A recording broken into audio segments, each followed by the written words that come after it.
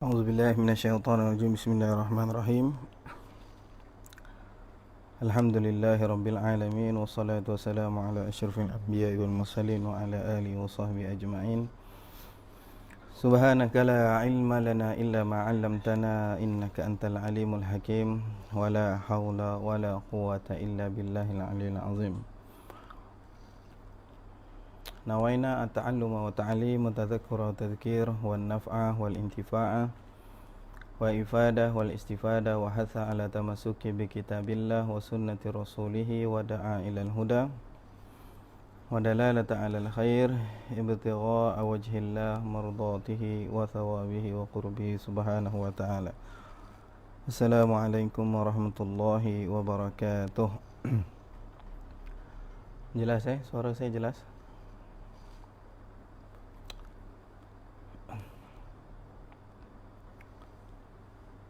InsyaAllah hari ini kita akan sambung lagi pengajian kitab Khuluquna Akhlak Kami yang terkait dengan Allah Subhanahu wa ta'ala, yang terkait dengan makhluk Allah Subhanahu wa ta'ala dan akhlak kita terhadap diri kita sendiri, insyaAllah. Jadi hari ini masih lagi kita memperbahaskan baki daripada akhlak kita bersama dengan makhluk Allah Subhanahu wa ta'ala. Ada lagi tiga lagi yang berbaki, akhlak kita dengan hamba Allah Subhanahu wa ta'ala. Akhlak kita bersama dengan hamba Allah Subhanahu wa ta'ala. Suara saya jelas ke? Masih ada berbaki tiga lagi akhlak kita bersama dengan Allah Subhanahu wa ta'ala. Dalam seharian kita, jangan kita lupa bahawasanya Allah Subhanahu wa ta'ala yang memberikan kepada kita rezeki, yang memberikan kepada kita nikmat, yang memberikan kepada kita kehidupan, yang mengaturkan untuk kita siang dan malam. Dan dialah Allah Subhanahu wa ta'ala yang memberikan kepada kita hati dan perasaan. Dan orang yang beriman selalu menitik beratkan tentang perasaannya dengan Allah Subhanahu wa ta'ala dan keadaan hatinya yang dipandang oleh Allah Subhanahu wa ta'ala. Clear, alhamdulillah. Jadi kita sambung kitab akhlak kami, akhlak kita. Sudah kita bahaskan berkenaan akhlak kita bersama dengan Allah, dengan hamba Allah. Kemudian sekarang masih lagi akhlak kita bersama dengan Allah Subhanahu wa ta'ala yang masuk pada nombor yang ke-20. Bagaimanakah akhlak kita dengan Allah Subhanahu wa ta'ala?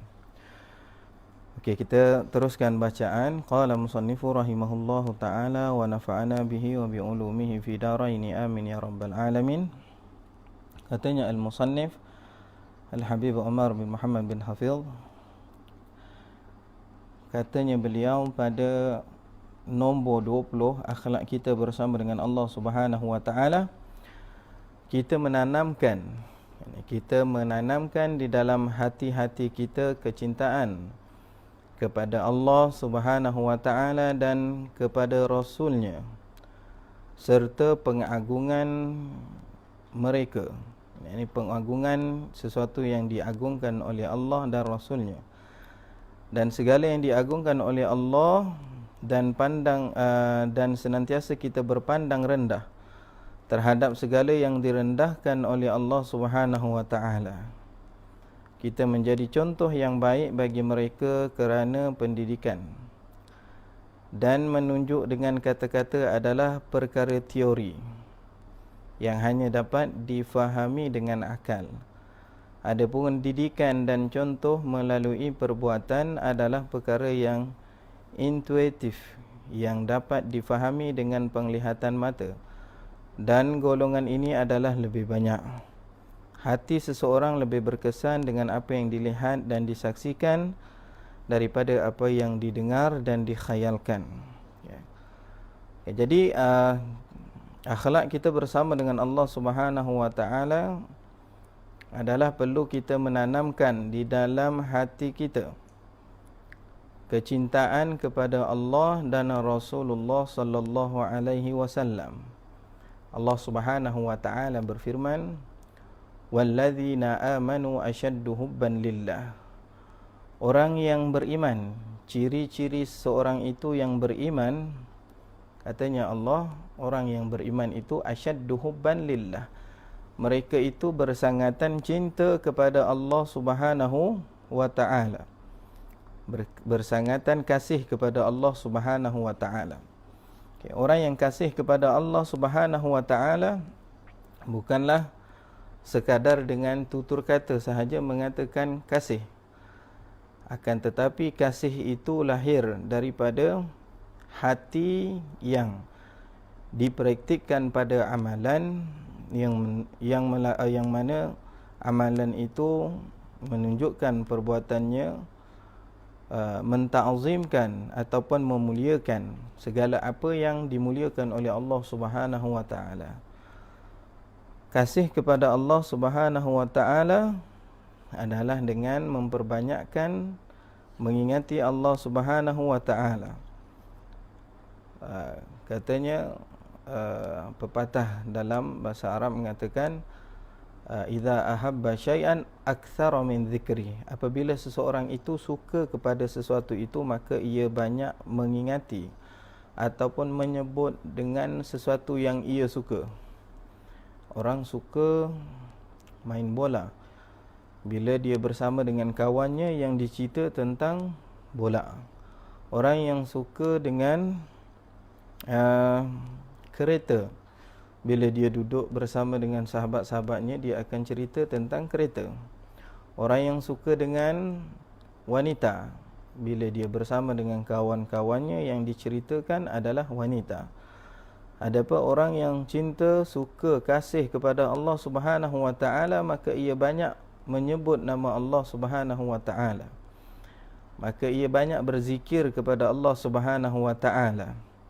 Maka dia banyak mempamerkan ataupun menunjukkan tanda kasihnya kepada Allah Subhanahu wa taala. Kasih kepada Allah dengan mengamalkan perkara-perkara yang diperintahkan oleh Allah Subhanahu wa taala dan menjauhkan perkara-perkara yang dilarang oleh Allah Subhanahu wa taala. Segala apa yang kita ketahui perkara-perkara yang dilarang oleh Allah, maka kita jauhkan. Itu tanda kita kasih kepada Allah Subhanahu wa taala. Segala perkara yang kita tahu Allah Ta'ala suka apabila kita lakukan, maka kita lakukan. Itu tanda kita kasih kepada Allah Subhanahu wa ta'ala. Semakin banyak kasih kita kepada Allah, maka semakin banyak praktikal kita dengan syiar Islam, dengan perintah Islam. Itu tanda kasih. Tetapi kalau seseorang itu hanya menyatakan yang ianya kasih kepada Allah, akan tetapi ia tidak memperdulikan langsung tentang akidahnya, tidak memperdulikan langsung tentang kehidupannya dengan agamanya, tidak memperdulikan langsung tentang hubungannya dengan Allah Subhanahu wa taala, ini adalah cinta yang dusta. Mana mungkin seorang itu mengatakan kasih kepada kita dalam masa yang sama ia senantiasa melakukan perkara yang menyebabkan hati kita terguris, hati kita sakit, hati kita disakiti dengan perbuatannya. Maka itu bukan dinamakan cinta. Orang yang cinta pasti akan senantiasa menjaga pergerakannya, menjaga pertuturannya, menjaga keadaan dirinya untuk sentiasa dilihat ataupun dipandang di hadapan mata orang yang ia kasihi itu dalam keadaan baik dan tidak menyinggungkan perasaan orang yang ia kasihi. Begitu juga kasih kita kepada Allah Subhanahu wa taala. Jika benar kasih kita kepada Allah, maka kita akan senantiasa menjadikan masa kita, waktu kita, keadaan diri kita, lebih-lebih lagi hati kita yang dilihat oleh Allah Subhanahu wa taala dalam keadaan ianya dikasihi oleh Allah Subhanahu wa taala. Ya, Nabi Nabi Daud yang sentiasa berdoa memohon kepada Allah Subhanahu wa taala dengan satu doa agar mendapat kasih sayang Allah Subhanahu wa taala. Kalau Nabi pun minta doa kepada Allah untuk dapat kasih sayang Allah, bagaimana kita yang bukan Nabi, yang kita ni lagi banyak dosa, yang kita ni lagi banyak kelalaiannya, perlulah kita senantiasa memohon kepada Allah minta dengan Allah untuk kita dapat kasih Allah Subhanahu wa taala. Wa fil hadis, di dalam hadis menyebutkan, hadis yang diriwayatkan oleh Al-Imam Tirmizi wal Hakim fil Mustadrak wa ghairuhuma min hadisin Abi Darda, daripada hadis Abi Darda. Hadis ini adalah hadisun hasan al-gharib, hadisun hasan al-gharib. Nabi Daud, kata Nabi SAW, kana min du'ai Daud alaihi salam, adalah daripada doa Nabi Daud alaihi salam, Allahumma inni as'aluka hubbaka wa hubba man yuhibbuka wal amal alladhi yuballighuni hubbak. Ya Allah, bahawasanya aku bermohon kepadamu agar engkau berikan kepada aku perasaan kasih kepadamu, ya Allah. Wa hubba man yuhibbak, dan berikan kepada aku perasaan kasih kepada orang yang mengasihimu, ya Allah. Wal amal alladhi yuballighuni hubbak, dan berikanlah kepada aku amalan yang menyampaikan aku kepada kecintaanmu, ya Allah.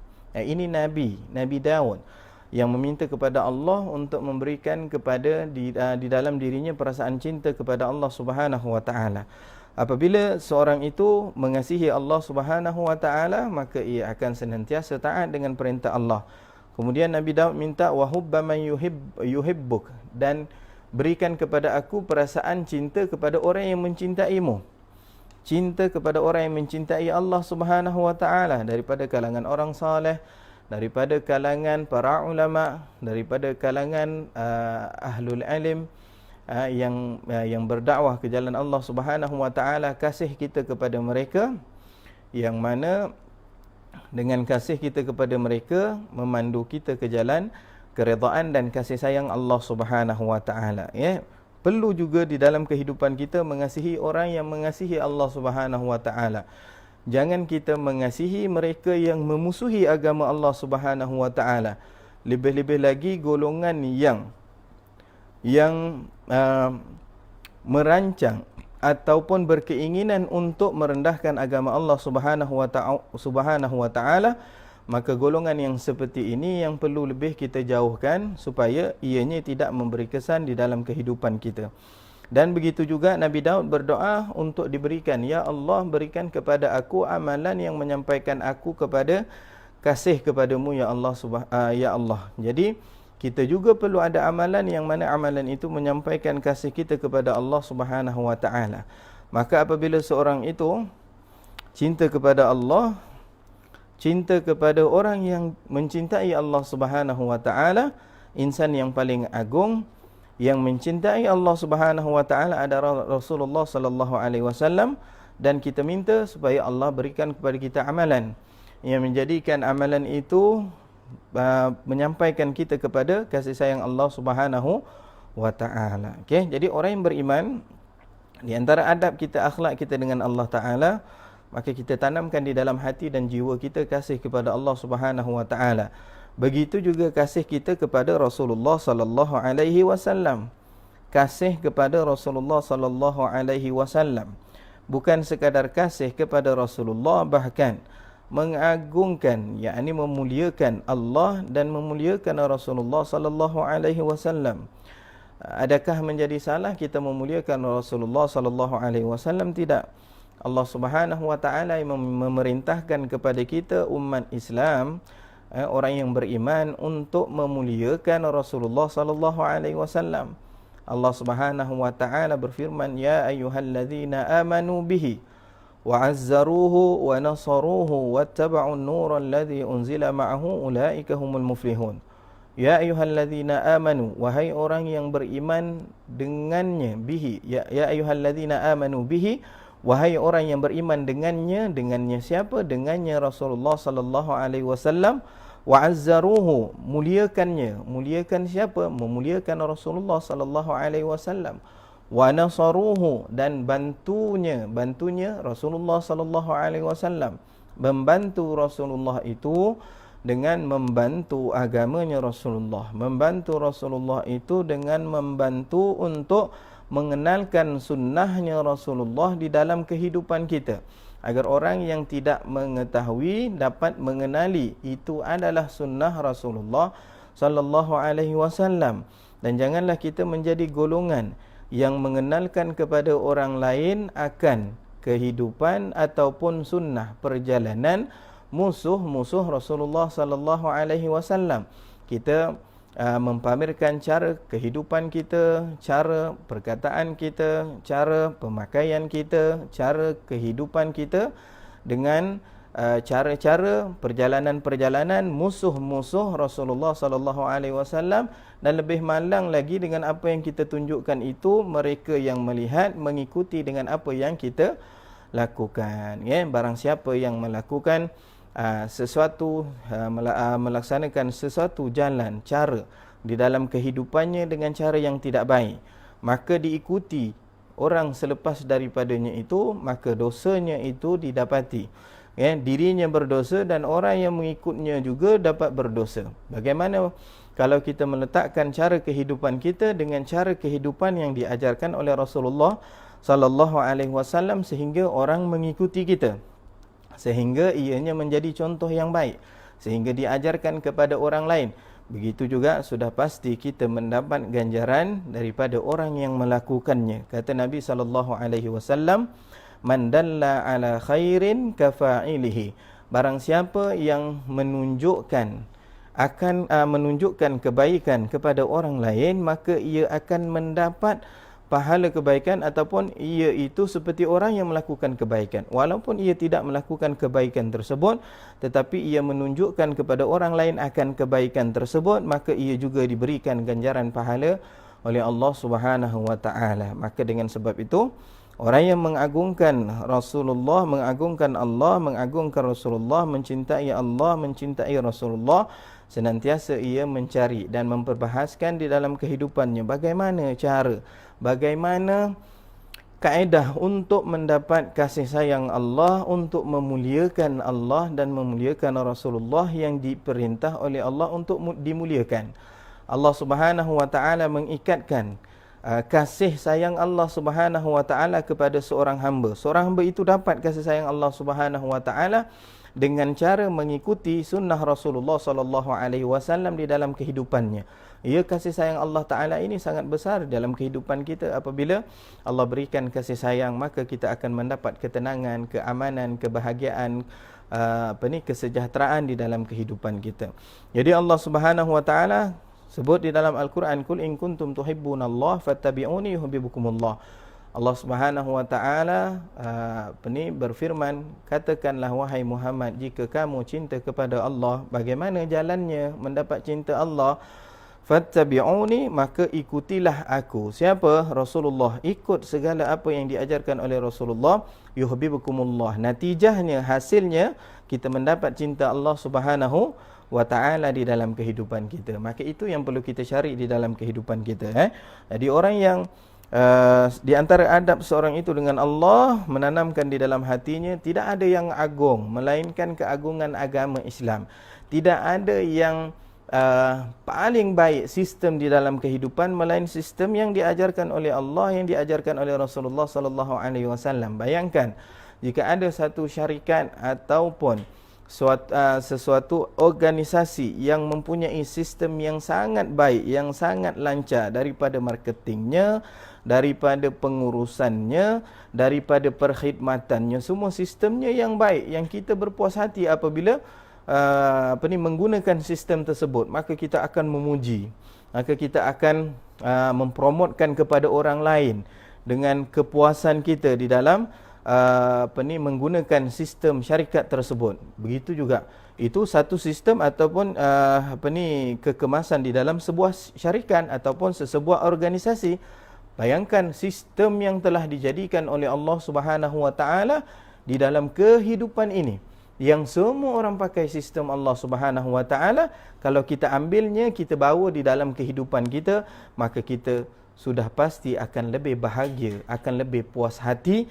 Dan di antara tanda kita berpuas hati, kita mempamerkan sistem tersebut kepada orang lain. Allah yang memberikan kepada kita kehidupan, yang menjadikan siang, yang menjadikan malam, yang memberikan rezeki, yang menjadikan waktu, yang menjadikan makhluk-makhluk yang melata di atas muka bumi ini, daripada binatangnya, manfaatnya kepada manusia, yang mana lautnya di dalamnya ada ikan-ikan yang beri manfaatnya kepada manusia. Semua sistem yang sangat hebat, sistem Allah Subhanahu Wa Taala, untuk kita melihat kehebatan Allah Subhanahu Wa Taala. Dan apabila seorang itu senantiasa berfikir, maka ia akan mengetahui akan bukti keesaan dan keagungan Allah Subhanahu Wa Taala. Allah Subhanahu Wa Taala berfirman, sanurihim ayatina fil afaq wa fi anfusihim hatta yatabayyana lahum annahul haq. Nescaya kami akan menunjukkan kepada mereka, pada diri mereka, di dalam diri mereka, dan juga kami akan menunjukkan kepada mereka pada afaq, pada ciptaan kami yang berada di atas muka bumi Allah Subhanahu Wa Taala, hatta yatabayyana lahum, sehingga mereka jelas, annahul haq, bahawasanya yang maha esa, yang maha agung, yang maha hebat adalah Allah Subhanahu Wa Taala. Jadi orang yang cinta kepada Allah, maka tidak ada sistem, tidak ada cara, tidak ada jalan yang baik di dalam panduan kehidupannya, melainkan sesuatu yang telah ditetapkan oleh Allah, yang mana ia memuliakan jalan tersebut, dan juga adalah sunnah Rasulullah sallallahu alaihi wasallam yang mana ia pakai di dalam kehidupannya, yang itulah jalan yang terbaik, jalan yang tenang, jalan yang bahagia dunia dan di akhirat. Okey, itu adab kita bersama dengan Allah Subhanahu Wa Taala yang ke-20. Okey, yang ke-21 adab kita bersama dengan Allah Subhanahu Wa Taala. Kita mengambil faedah daripada sesiapa yang mempunyai fikiran, hikmah, bakat atau kebolehan, dan kita mengembangkan dan memanfaatkan bakat mereka. Okey, adab kita dengan Allah Subhanahu Wa Taala, apabila kita melihat sesuatu yang disusun oleh Allah Subhanahu Wa Taala di dalam kehidupan kita, kita lihat daripada sudut bakat yang ada pada orang keliling kita, hikmah yang ada daripada perkataan orang di sekeliling kita, kebolehan yang ada pada orang sekeliling kita, maka kita ambilkan bakatnya, kita ambilkan kebolehannya, kita ambilkan hikmahnya itu untuk dijadikan sesuatu yang manfaat ke jalan Allah Subhanahu Wa Taala. Ia mungkin semua orang tak pakar dalam ilmu agama. Semua orang mungkin tak pakar dalam bidang Al-Quran. Semua orang mungkin tidak pakar dalam bidang fiqh. Kalau semua orang hanya faham agama semata-mata, maka yang lainnya dikuasai oleh orang yang bukan Islam, maka ia akan menjatuhkan agama Islam juga.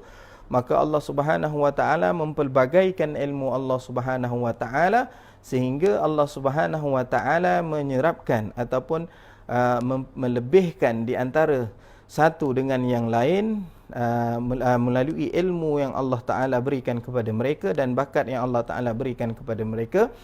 Jadi kita orang yang mempunyai adab dengan Allah Subhanahu Wa Ta'ala, kita melihat semuanya itu baik dan kita mengambil segala kebaikan itu, kita memanfaatkan kebaikan itu ke jalan Allah Subhanahu Wa Ta'ala. Mungkin orang pandai dalam urusan perniagaan, maka kita jadikan ia itu adalah sesuatu yang manfaat ke jalan Allah Subhanahu Wa Ta'ala. Mungkin seseorang itu berbakat dalam bahagian pengiklanan, maka kita menjadikan bahagian itu sesuatu yang manfaat ke dalam agama Allah Subhanahu Wa Ta'ala. Itu adab kita dengan Allah Subhanahu Wa Ta'ala yang ke-21. Okey. Jelas? Jelas tak? Yang ke-21. Boleh dengar jelas sebab saya tengok semua tak ada yang apa ni, yang komen jelas ataupun tidak. Kalau tak dengar, bagi tahu tak dengar. Okey, itu yang ke-21 adab kita apabila kita melihat segala sesuatu semuanya berfaedah. Kalau terkadang kita lihat satu tu yang tak baik daripada pemikiran kita, maka kita perlu memikirkan ayat Allah Subhanahu Wa Ta'ala. Allah Subhanahu Wa Ta'ala mengatakan dalam Al-Quran, asa an takrahu syai'an fahuwa khairun lakum wa asa an tuhibbu syai'an fahuwa syarrun lakum. Boleh jadi kamu suka pada sesuatu itu dan kita suka itu, benda itu tak baik untuk kita. dan boleh jadi sesuatu yang benda kita tak suka itu baik untuk kita.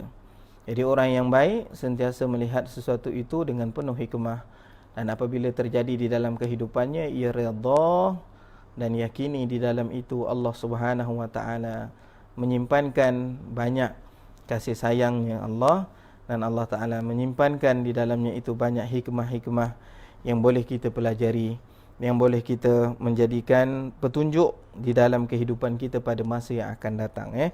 Terkadang biasa kita berlaku di dalam kehidupan kita, oh alhamdulillah Allah Taala jadikan kita macam ni, oh nasib baik macam ni. Sebenarnya bukan nasib baik, Allah Taala yang tentu kita. Masa perkara tu berlaku kita rasa perkara tu teruk untuk kita, tapi bila sampai pada waktu hikmah perkara itu berlaku kerana apa, kita kata nasib baik tadi tak keluar rumah awal, kalau tak tadi mungkin accident sekali. Bukan nasib baik, kerana itu adalah sesuatu anugerah daripada Allah dan hikmah Allah Ta'ala. Terkadang lambatkan kita dalam satu situasi, lambatkan kita masuk kerja, itu semua ada hikmah Allah Subhanahu wa ta'ala di dalam kehidupan kita. Jadi akhlak kita kepada Allah Subhanahu wa ta'ala, kita mengambil segala yang ada yang berlalu di dalam kehidupan kita dengan penuh hikmah. Allah Ta'ala jadikan kita, dulu mungkin kita kurang baik, ada hikmahnya. Allah Ta'ala jadikan orang yang suka menyakiti hati kita, ada hikmahnya. Ada orang yang Allah Ta'ala jadikan di dalam kehidupan kita yang sentiasa menguji kesabaran kita, di situ ada hikmahnya. Maka kita ambil itu manfaat untuk diri kita. Itu di antara adab kita dengan Allah, kerana hakikat segala sesuatu yang berlaku di dalam kehidupan itu adalah sesuatu yang telah ditetapkan oleh Allah Subhanahu wa ta'ala terhadap diri kita. Okey, itu yang ke-21. Yang ke-22, yang terakhir. Yang terakhir, akhlak kita dengan Allah Subhanahu wa ta'ala. Yang terakhir, berapa jam? Akhlak kita dengan Allah Subhanahu wa ta'ala adalah kita tidak menghina sesiapa pun dalam kalangan makhluk Allah Subhanahu wa ta'ala. Tidak kita menghina sesiapa pun hamba Allah Subhanahu wa ta'ala. Apa-apa saja makhluk Allah Subhanahu wa ta'ala, kita tak menghina orang. Kata Nabi sallallahu alaihi wasallam, bihasbi imri'im minasyarr an yahqira akhahu. Hadis yang diriwayatkan oleh Imam Muslim. Kata Nabi sallallahu alaihi wasallam, memadai seseorang itu, cukuplah kejahatan seseorang itu, ini dinilai seorang itu orang yang jahat, kata Nabi sallallahu alaihi wasallam, apabila ia menghina saudaranya sesama muslim. Orang yang menghina saudara sesama muslim, maka itu juga sudah dinilai buruk. Itu juga sudah dinilai di sisi Allah Subhanahu wa taala jahat. Kerana makhluk Allah Subhanahu wa taala bukan untuk kita menilainya.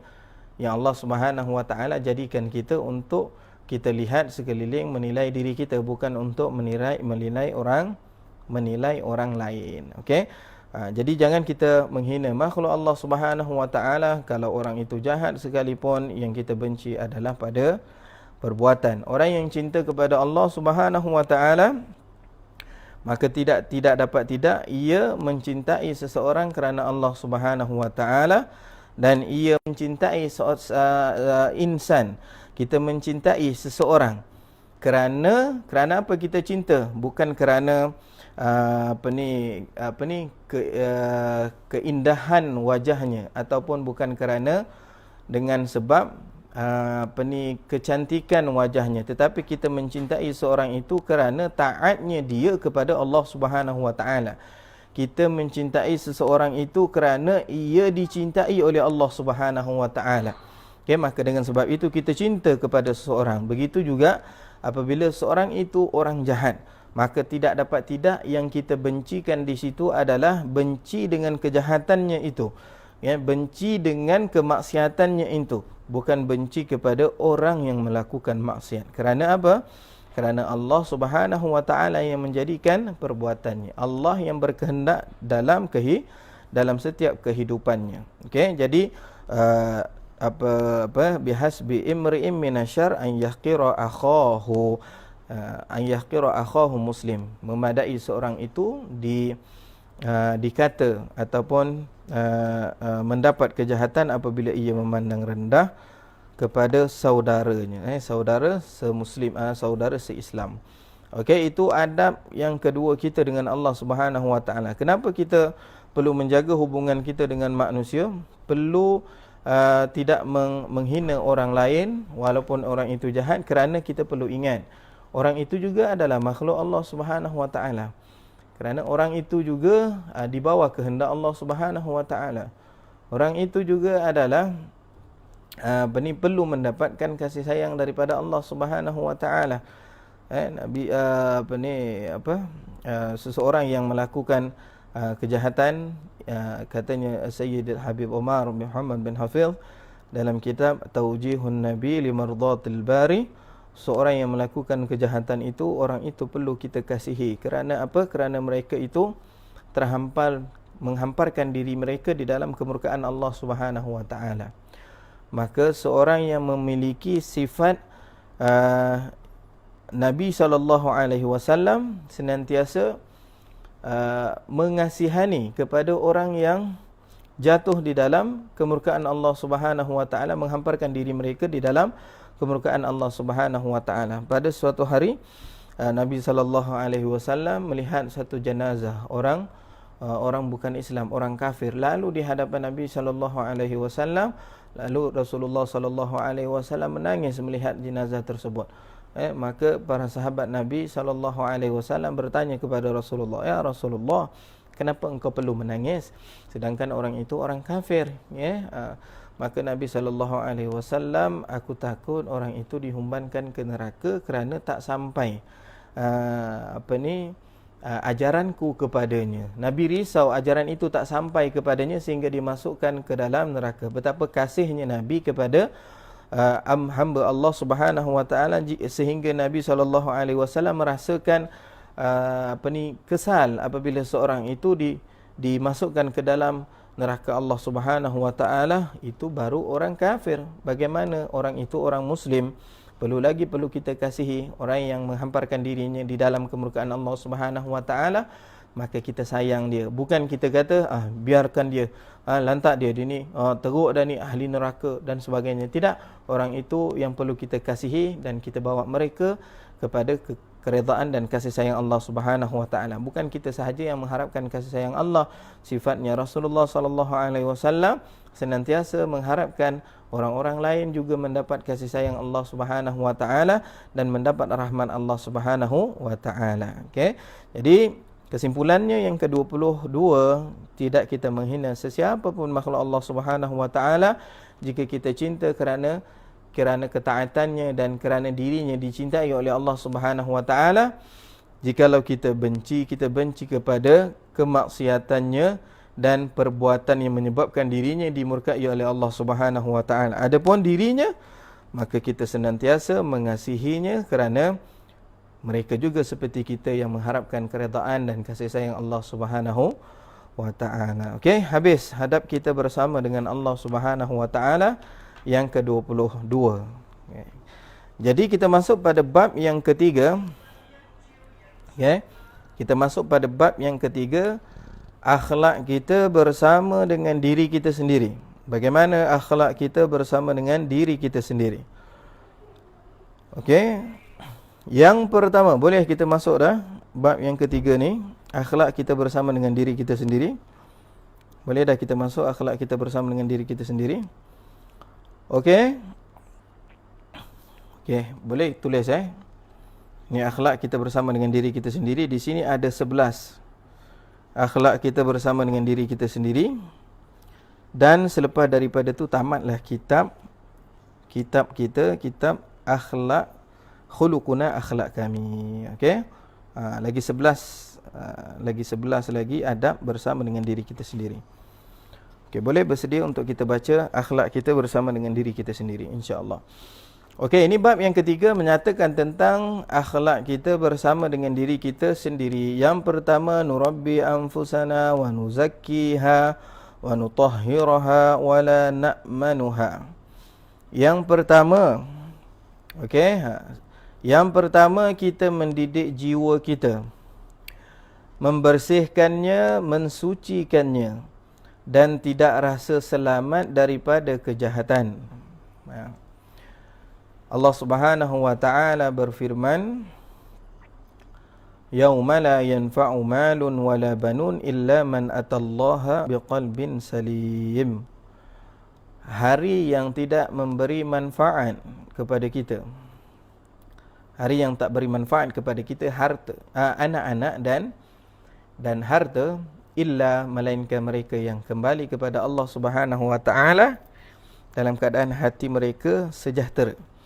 Sejahtera ini katanya ulama bersih daripada kesyirikan kepada Allah Subhanahu wa taala dan sejahtera daripada sifat kekotoran hati. Di antara sifatnya ahli syurga, mereka itu tidak ada dengki di antara satu sama lain. Innal ladzina amanu wa amilus salihah wal ladzina amanu wa amilus salihati lahum jannatun tajri min tahtiha al-anharu khalidina fiha abada. Wa naza'na ma fi sudurihim min ghillin tajri min tahtihimul anhar wa qalu alhamdulillahilladzi hadana li hadza wa ma kunna linahtadiya laula an hadanallah. Allah Subhanahu wa taala memberitahu kepada kita sifat ahli syurga. Apa itu sifat ahli syurga? Naza'na wa naza'na fi sudurihim min ghillin.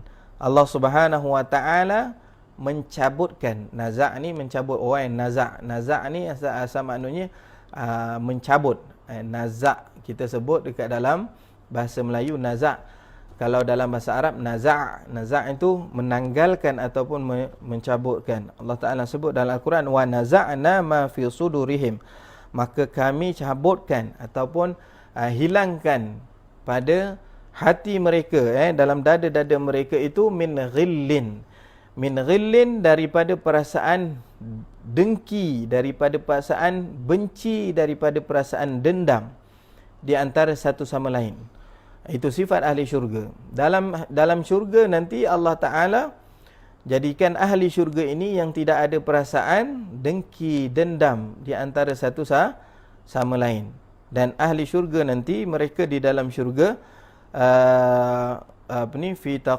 fi sururim mutaqabilin, yang mana mereka itu duduk di atas maligai-maligai mereka yang berhadapan di antara satu sama lain. Ahli syurga nanti mereka berhadapan di antara satu sama lain, duduk di antara di mahligai-mahligai mereka, dan mereka itu berbahagia. Tidak ada dengki di antara satu sama lain, tidak ada membenci di antara satu sama lain. Kalau kita ada sakiti dengan sesiapa di dunia ini, walaupun seteruk mana dia mengambil harta kita ke, dia menipu kita ke, cuba kita memaafkannya. Kerana apa? Kerana sifat ahli syurga tak ada orang yang membenci di antara satu sama lain. Kita mohon kepada Allah, ya Allah, aku bukan, memang sakit hati sifat manusia ini, wa ma ubarri'u nafsi innan nafsa la ammaratun bisu. Nabi Yusuf sendiri mengatakan, aku tidak terlepas daripada nafsuku, yang mana nafsu itu sentiasa mengajak kepada kejahatan, illa man rahima rabbi, melainkan mereka itu yang dikasihi oleh Allah Subhanahu wa taala, yang terselamat daripada hawa nafsu mereka itu. Jadi kita memaafkan orang lain, tak dengki, tak dendam kepada orang lain, dengan harapan supaya Allah Subhanahu wa taala menjadikan kita golongan daripada ahli syurga. Nak mensifati diri kita, nak jadikan kita ahli syurga, maka kita mensifati diri kita sifat ahli syurga yang tidak ada dengki, tidak ada dendam, memaafkan di antara satu sama lain. Maka sifat yang pertama, akhlak yang pertama, seseorang itu dengan dirinya adalah mendidik jiwanya, membersihkan hatinya. Tidak untuk membersihkan hati kita, melainkan perlu kita mengetahui perkara-perkara yang menjadi penyebab hati kita kotor. Katanya seorang sahabat Nabi sallallahu alaihi wasallam, araftu syarr la li syarr walakin li tawaqqu'ihi wa man la ya'rifu syarr waqa'a fihi. Aku nak tahu kejahatan ni bukan untuk aku buat kejahatan, tapi untuk aku memelihara diriku daripada jatuh kepada kejahatan. Wa man la ya'rifu syarr waqa'a fihi. Barang siapa yang tidak tahu akan kejahatan, maka orang itu akan jatuh di dalam perkara-perkara kejahatan. Okey, jadi perlu kita ketahui bagaimana cara untuk membersihkan jiwa kita, yang mana sifat nafsu kita ini sentiasa kecenderungannya mengajak kepada perkara-perkara yang buruk. Berkatanya Nabi SAW, a'da aduwika nafsuka allati baina jambai. Musuhmu yang paling berbahaya adalah jiwamu yang berdampingan denganmu. Jadi kita sentiasa jangan membiarkan diri kita aman dengan nafsu kita sendiri. Perlu kita mengetahui di antara tanda-tanda orang yang bertakwa, katanya Al-Imam Ghazali, mereka itu mengetahui makaidu syaitan, tempat-tempat jatuhnya syaitan di dalam kehidupannya, di dalam hatinya. Perlu ia mengetahui perkara-perkara yang menjadi sebab syaitan jatuh di dalam hatinya, dengan sifat riya, dengan sifat ujub, dengan sifat takabur, dengan sifat macam-macam lagi sifat yang buruk. Jadi kalau seorang itu mengetahuinya dengan mempelajari ilmu, mengetahui bagaimana untuk mengubati hatinya apabila datang penyakit tersebut, maka insya-Allah ianya akan terselamat daripada perkara-perkara ataupun sifat-sifat yang tidak baik. Okey, kita kena tahu penyakit hati kita dan kita kena tahu ubat untuk membersihkan hati kita, mensucikan hati kita. Kerana kita sentiasa tidak selamat daripada hawa nafsu kita, sentiasa hawa nafsu kita ini berbicara untuk ajak kita buat kepada kejahatan, disebutkan dalam satu bait syair, gubahan syair yang menyentuh hati. Waspadailah dirimu dan janganlah engkau merasa aman akan tipu dayanya hawa nafsu, kerana hawa nafsu adalah lebih buruk daripada 70 syaitan. Okey, hawa nafsu ini lebih buruk daripada 70 syaitan. Allahu akbar. Jadi kita sentiasa jangan merasakan aman dengan hawa nafsu kita, sentiasa mencari jalan untuk membersihkan jiwa kita, diri kita, yang mana tidak terlepas syaitan sentiasa ajak kita, sentiasa memesongkan jiwa kita agar jauh daripada Allah Subhanahu wa taala.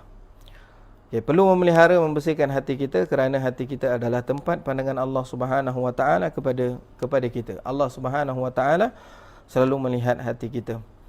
Innallaha la yanzuru ila suwarikum wala ila ajsadikum walakin yanzuru ila qulubikum. Allah Subhanahu wa taala tidak melihat pada wajah kamu. Allah Subhanahu wa taala tidak melihat pada bentuk badan kamu, akan tetapi Allah Subhanahu wa taala melihat pada hati kamu. Apa yang dimaksudkan melihat hati? Melihat niat kita, melihat perasaan hati kita yang ada benci ataupun tidak kepada orang. Maka dengan sebab itu, amalan yang kita lakukan di antara amalan sunnah Nabi SAW sebelum daripada tidur, memaafkan orang lain. Yakni sucikan hati kita daripada membenci kepada orang lain.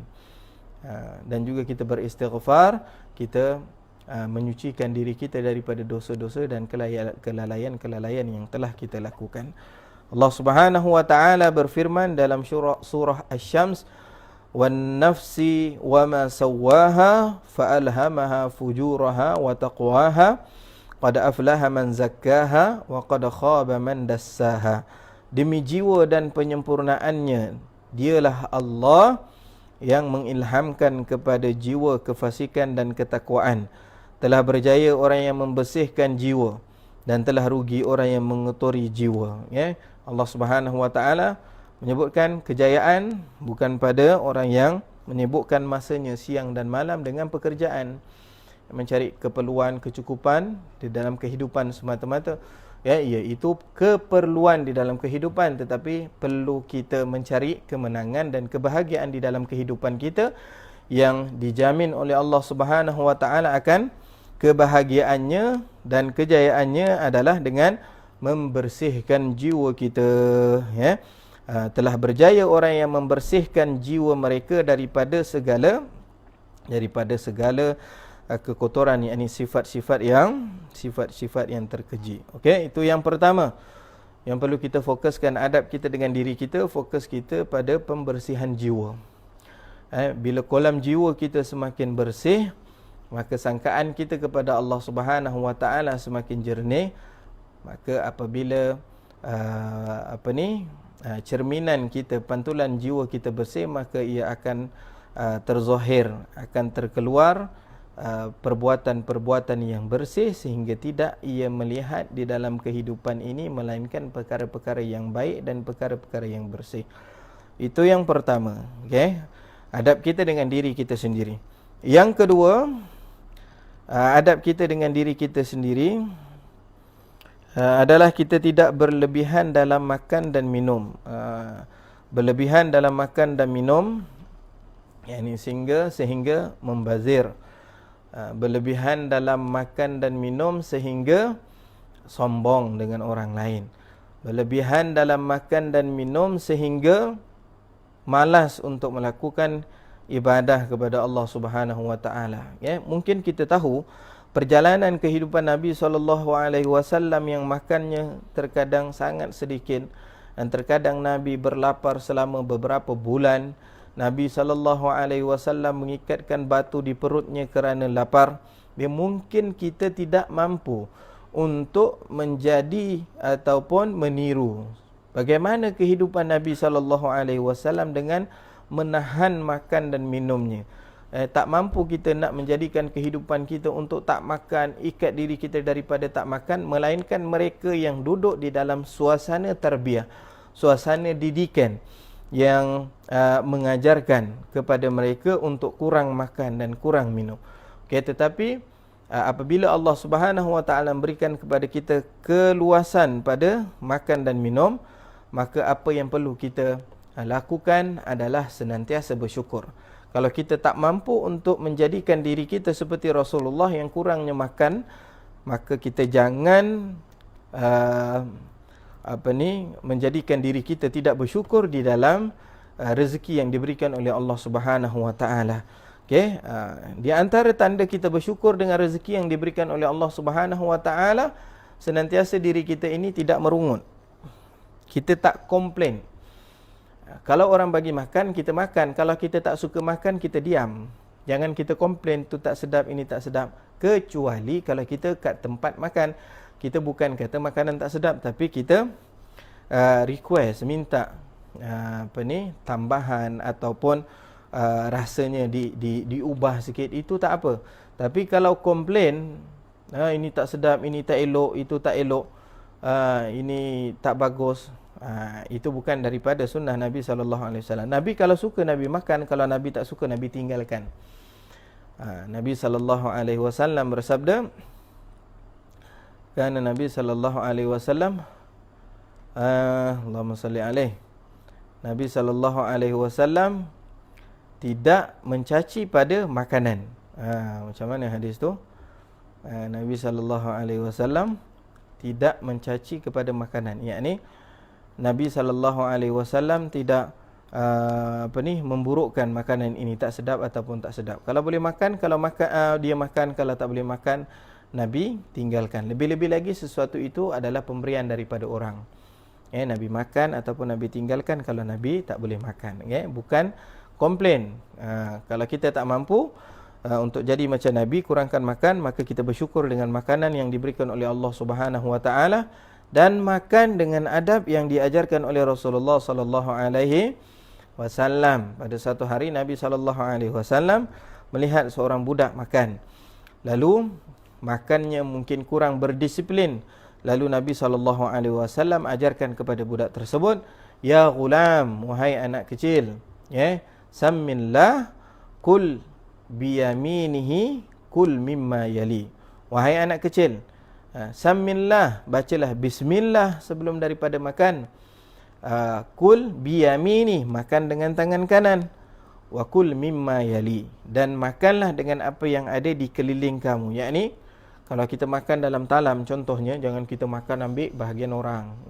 Kalau orang tu duduk situ, di depannya itu posisi bahagian makanan itu orang tu punya. Jadi kita jangan makan sehingga kita ambil di bahagian orang lain. Itu di antara adab makan. Kalau kita tak mampu untuk menjadi seperti Nabi, mujahadah kurangkan makan kerana ketiadaan suasana, maka kita kena sentiasa bersyukur dengan rezeki yang diberikan oleh Allah Subhanahu wa ta'ala. Bersyukur di atas segala nikmat rezeki yang diberikan oleh Allah Subhanahu wa ta'ala, sehingga jangan kita membazir.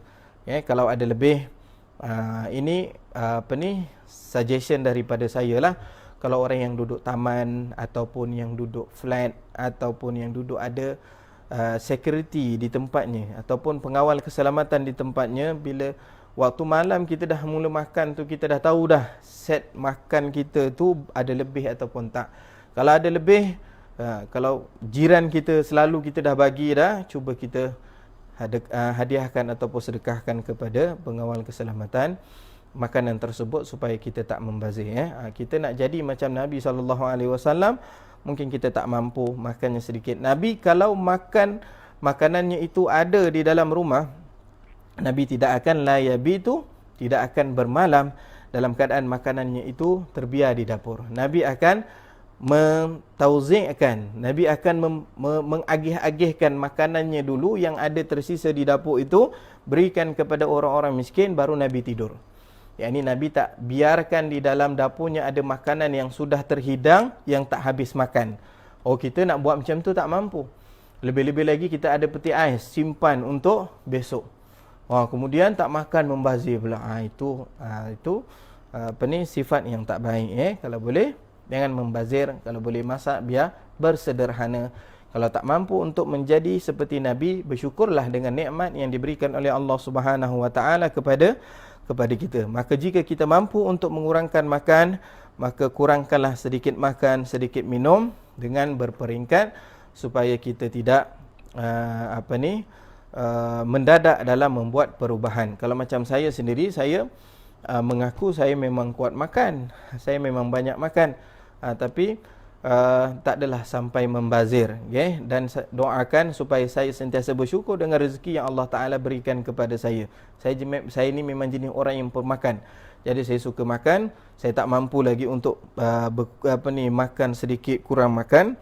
Jadi saya doakan saya supaya sentiasa bersyukur dengan nikmat yang Allah Subhanahu Wa Ta'ala berikan dengan makan dan minum. Itu adab kita dengan diri kita sendiri. Yang kedua, jangan banyak makan, jangan banyak minum. Kalau ada makan, kita bersyukur. Lebih-lebih lagi, janganlah kita makan makanan yang haram.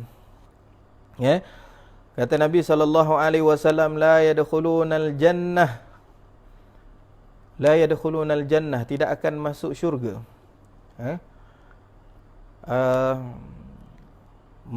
Orang yang dagingnya itu berselaputi dengan daging haram, yakni makan makanan yang haram. Di dalam hadis yang lainnya, Nabi SAW mengatakan, la yaqbalullahu salata imri'in fi jawfihi haram. Allah Subhanahu Wa Ta'ala tidak menerima salat seorang yang di dalam perutnya itu ada makanan yang haram. Jadi kita perlu jaga-jaga makanan ahli diri kita, ahli keluarga kita. Katanya Al-Imam Syafi'i, apabila orang itu banyak makan, maka hatinya akan tidur, fikirannya akan tidur, hatinya akan semakin keras. Maka kita cuba-cuba untuk kurangkan makan, dan janganlah kita makan makanan-makanan yang haram. Lebih-lebih lagi makanan itu kita berikan kepada ahli keluarga kita. Maka jangan salahkan mereka kenapa tak nak dengar cakap, kenapa hati mereka keras, kenapa mereka tak patuh pada perintah Allah Ta'ala. Kita rujuk muhasabah diri kita, kembali tengok diri kita balik, ada tak makanan, hasil makanan yang kita berikan kepada mereka daripada makanan-makanan yang haram. Itu adab kita yang kedua. Yang kedua, adab kita yang kedua dengan diri kita sendiri adalah tidak berlebihan dalam makan dan minum. Jika kita makan yang berlebihan, banyak kita makan yang tidaklah sampai kepada membazir kerana kita ni orang yang suka makan, ajarkanlah anak dan isteri kita untuk bersyukur dengan segala nikmat Allah Subhanahu Wa Ta'ala. Dengar mereka kritik nikmat Allah Ta'ala, mereka ada komplain dengan makanan, cepat-cepat alhamdulillah Allah beri kita rezeki, ramai lagi orang tak makan. Alhamdulillah, kita kena bersyukur, ini nikmat Allah Subhanahu Wa Ta'ala berikan kepada kita, orang lain tak ada makanan. Cepat-cepat kita ajarkan kepada mereka dengan rezeki yang Allah Ta'ala berikan kepada kita. Jadi untuk hari ini sekadar itu sahaja. Dua di antara adab akhlak kita bersama dengan diri kita, senantiasa mementingkan jiwa kita, menyucikan jiwa kita. Dan yang kedua, kita tidak berlebihan dalam makan dan minum. InsyaAllah kita akan sambung pada Nombor yang ketiga, akhlak kita bersama dengan diri kita sendiri. Nombor 3 sehingga nombor 11 insya-Allah.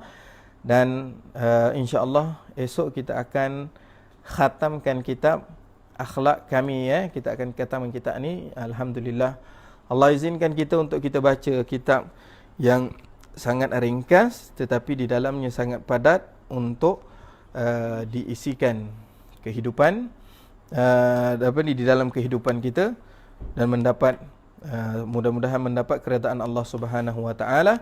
Sekadar itu saja untuk hari ini, insya-Allah kita akhiri dengan bacaan doa. A'udzubillahi minasyaitonirrajim. Bismillahirrahmanirrahim. Alhamdulillahirabbil alamin wassalatu wassalamu ala asyrafil anbiya wal mursalin wa ala alihi wa sahbihi ajma'in. Allahumma aghnina bil ilmi Allahumma aghnina bil hilmi Allahumma ya ghani ya hamid ya mubdi ya mu'in ya ghafur ya wadud aghnina bihalalika an haramik wa bi ta'atika an maksiatika wa bi fadlika amman siwak. Allahumma inna na'udzubika min ilmin la yanfa' wa min qalbin la yakhsha' wa min nafsin la tashba' wa min du'ain la yustajabu laha. Allahumma ya man waffaqa ahlal khair lil khairi wa a'anahu alaih wafiqna lil khairi wa a'anahu alaih. Wa sallallahu ala sayyidina Muhammad wa ala alihi wa sahbihi wa sallam. Walhamdulillahi rabbil alamin. InsyaAllah kita jumpa pada malam ini jam 11 malam membaca surah Al-Mulk, insyaAllah bersama dengan praktikal adab sebelum daripada tidur. Wallahu ta'ala a'lam. Sekadar itu sahaja untuk hari ini. Kita sambung pada esok hari insya-Allah khatam kitab akhlak kita khuluquna pada jam 8 sehingga jam 9 besok hari insya-Allah. Okay? Assalamualaikum warahmatullahi wabarakatuh.